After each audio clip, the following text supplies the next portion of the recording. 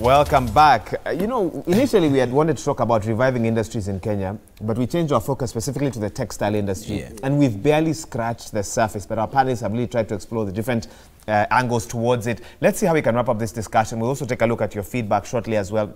Honorable Kirwa, let's get your final thoughts on this. Moving forward, is there hope? We've spoken about a lot of problems, internal problems, competition as well. What should be done to ensure that at least for what has begun in Rivertex grows, breaks even, etc.? Yeah. While at times we may blame many things on globalization, what you are supposed to do is to re-engineer your processes such that by the time globalization catches up with you, you have certain comparative advantage as to your neighbors. But one is we should avoid substandard goods, whatever the name.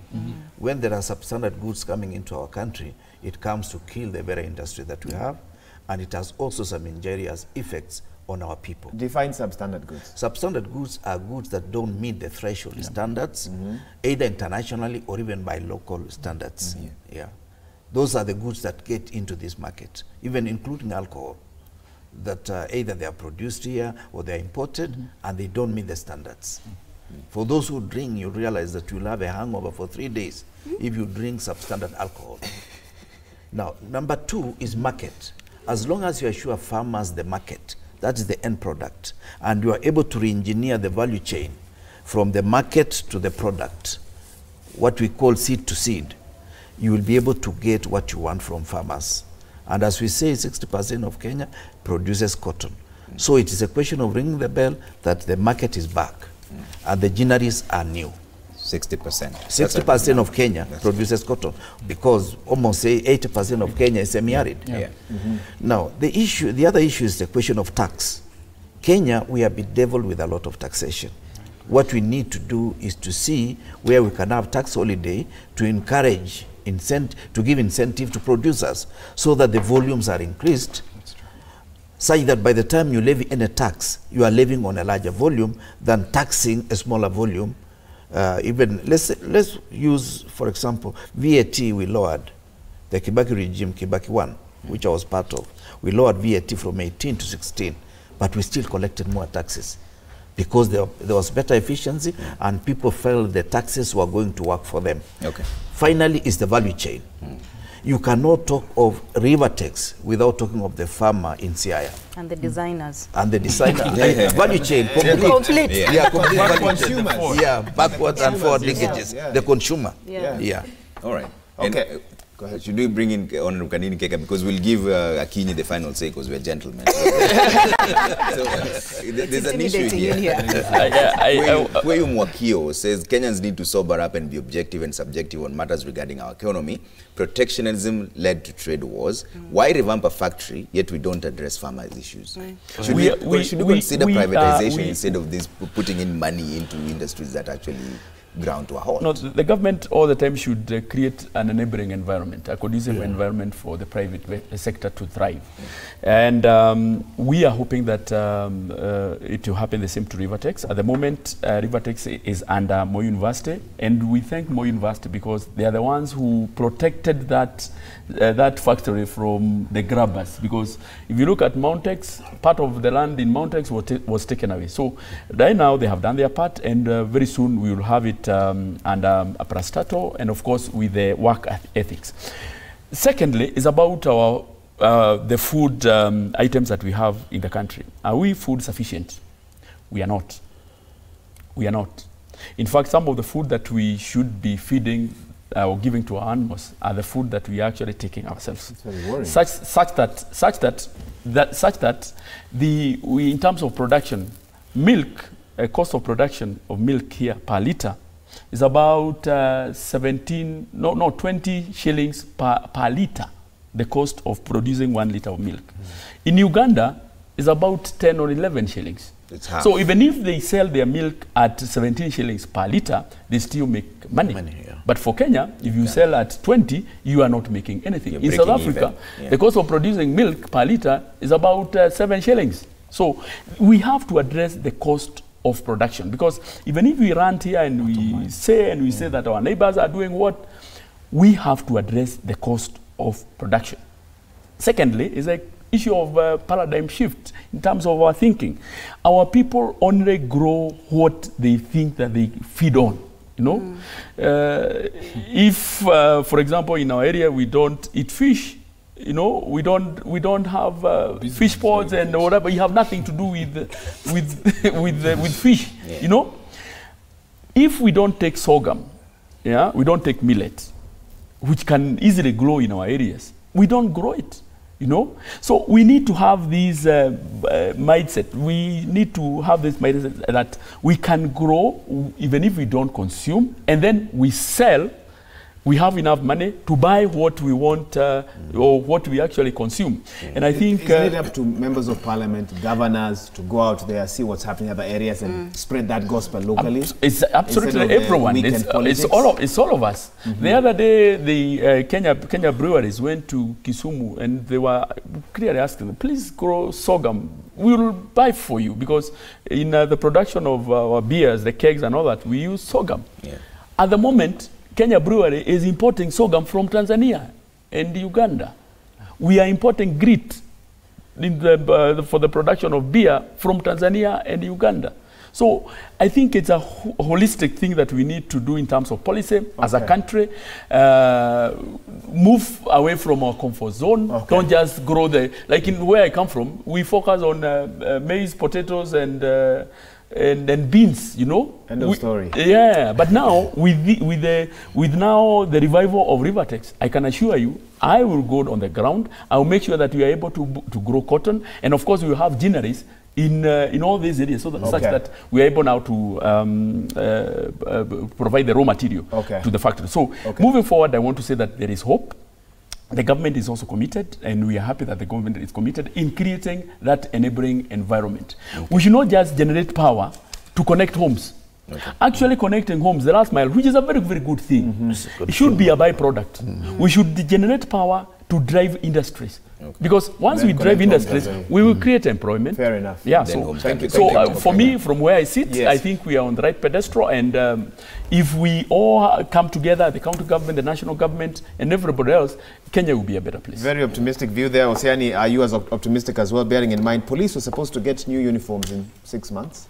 Now I'm being told it could take up to 2 years. But I can mention that because it is being done in Rivertex. Yeah. And I'm happy that the new uniform... But the time that was supposed to take... because the person who had said that time had the notion that they are going to import the uniforms from God knows where, but the government has said clearly that the uniforms are going to be done and they are being done. That was a promise given on imports. Yes, the uniforms are being done, not just for the police. We are doing for the armed forces, the chiefs and all that. We are happy that even Giru the other day promised that she is going to provide the uniforms for the chiefs. So that business person who thought that he would import that uniform from there, we are doing it in Eldoret. It is a good thing that we are locally doing the police uniform, but we must also be alive to issues of efficiency. That our equipment, if they are modern enough, should be able to meet markets, you know, like do some of these things quickly. But again, how sustainable is doing the police and army uniforms only, because they use one uniform in 3 years before they get another. So until then, will we wait? So that's why I'm saying we go back to trying to see whether we can have the raw materials, information and coordination, 2 major things. Get the word out there. Get the people to know that this land is fallow. Unlike people in Kieni, Mheshimiwa Kanini's place, who do not grow anything that they don't eat. You know, I come from a county where they grew tobacco and they don't consume. They are Adventists, so they barely consume. But that information, paradigm shift as is, I totally agree. There needs to be an absolute paradigm shift in terms of what is working, what is not, what is profitable. The middlemen, you know, need to be dealt with a bit ruthlessly if they do not work for the good of our people. We also need to add value to our locally produced stuff so that when they get out there to the other markets, they are not cheap. They can earn us the highest profits possible. Once you get the information out there, coordinate these groups of people, whether they are farmers in Siaya, as Akinyi says, whether they are farmers in Siaya or they are in Lamu or they are in, in West Pokot, once you inform them, the government needs to coordinate them in such a way that they'll be able to edify themselves and add value to their lives. Finally, cost of production has many things going to it. It may look simple, but it is not as simple as we would, probably talk about it here. It is so complicated, but the most complicated, which gives us a problem, is how to revise the cost of labor. The cost of labor is key. Are we going to slash salaries so that many more people can have salaries, so that then our factories can have people to employ, not paying too much? Where they were paying 500, they can pay for 800 people with the same amount they paid 500 people with, and lead to a higher production? Are we going to ensure that the cost of power is reduced? I remember President Kenyatta saying that the cost of power for the manufacturing sector needs to be reduced. Whether or not that happened, we do not know. And as a policy person, I pray that whenever we create policies, I do not think we are bereft of policies. Implementation is the problem. And our policies as regards trade must ensure that in the trade balance, we come out with the, the higher stake. Akinyi, final say. Wrap this up for us. Okay, I think to me this is a very great discussion, and my focus would be from farm to fashion. It's very important that we look at the whole value chain. Farm to fashion. Farm to fashion.